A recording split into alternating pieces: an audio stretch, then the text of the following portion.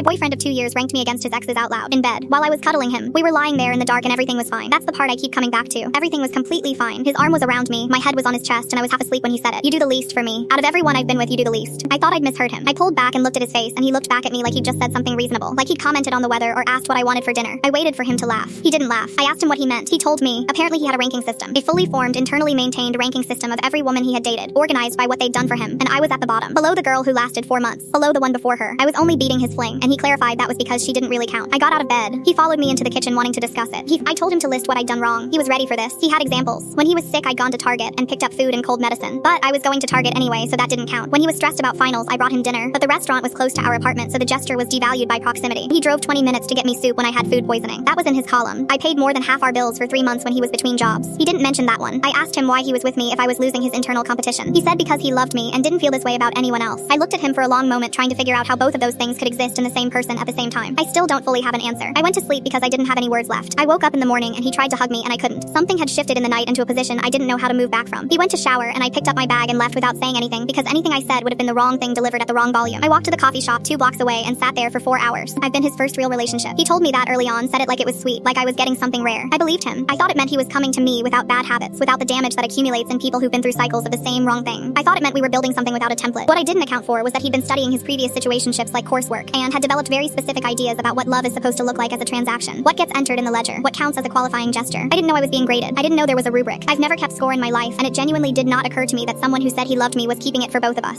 I thought about the bills. 3 months of covering more than my share without once bringing it up, because he was stressed, and I didn't want money to be a thing between us. I thought about how I learned what he liked and quietly made sure it was there. How I rearranged my schedule around his without announcing that I was doing it. How I thought that was what love looked like. Not the grand gesture you could point to, but the daily invisible maintenance of another person's comfort. He drove 20 minutes for soup, and he's been dining out on it since. I booked a bus home for the holidays that afternoon. I needed to be somewhere that didn't have his measurements of me in the walls. I blocked him across everything, not out of cruelty, but because I knew if I left a line open, I'd answer it, and we'd talk ourselves in circles, and I'd come home having forgiven something I hadn't finished being hurt by yet. My mom asked why I was home early. I told her I needed some space. She made tea and didn't push, and I sat at the kitchen table in the house I grew up in, and felt the specific relief of being somewhere no one is keeping score. I don't know what I'm going back to. I don't know if I'm going back to it. He doesn't know that yet, because I don't know it yet. What I know is that I spent 18 months loving someone who was quietly disappointed in me the whole time and never mentioned it until he did, casually in the dark, while I was right there. I keep thinking about the soup. 20 minutes. He wants credit for 20 minutes. I paid his rent.